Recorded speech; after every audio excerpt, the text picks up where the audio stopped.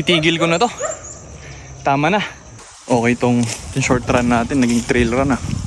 Hindi ko na alam kung nasan ako. Mainit. Okay.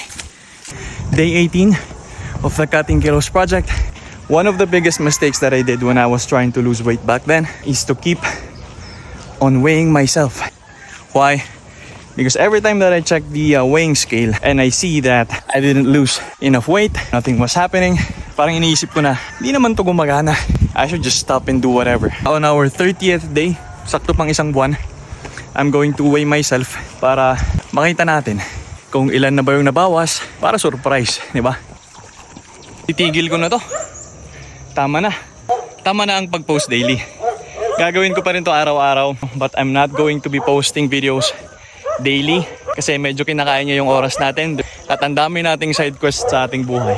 I'm gonna stop posting daily, but I'm not gonna stop putting in the work every day. Every 3 days na lang ako magpo-post para makasave ng time instead na mag-shoot ako ng videos na ganito.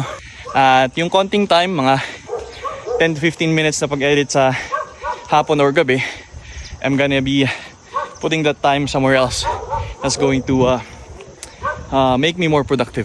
So, we're not stopping, pero babawasan lang natin yung postings natin daily. Okay, I'll see you.